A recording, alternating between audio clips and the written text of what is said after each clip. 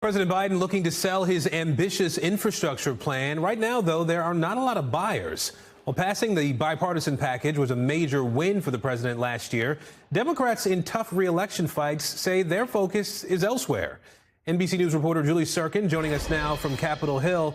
So, Julie, Democrats really do have an uphill battle on this coming up this fall. What are the Democratic candidates you're hearing from their voters on infrastructure?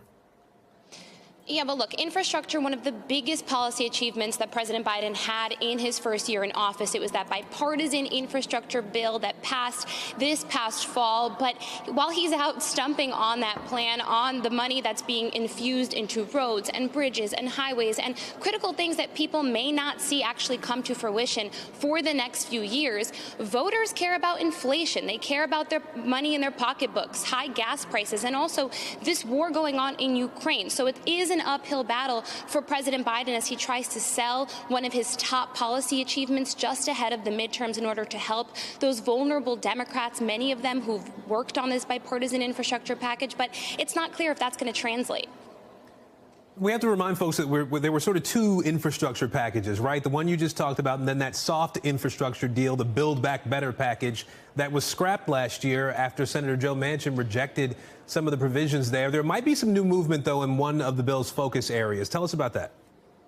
Yeah, well, and that soft reconciliation infrastructure package that you mentioned, I'm glad you brought that up. That's maybe something that Democratic voters are hoping for more than this bipartisan infrastructure package, because it included things like child care provisions, like other help that people will be able to see translated more effectively other than those roads and bridges that this highway bill instead funds. Now, one thing that we reported on overnight, I spoke to Senators Murray and Kane's office's aides close to those senators. They're working on a slimmed down proposal for child care, specifically for money like pre-K, higher wages for teachers, child care subsidies.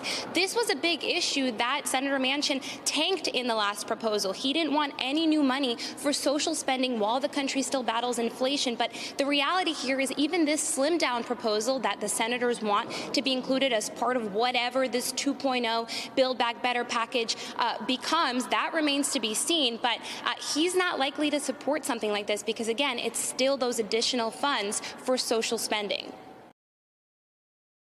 Thanks for watching our YouTube channel. Follow today's top stories and breaking news by downloading the NBC News app.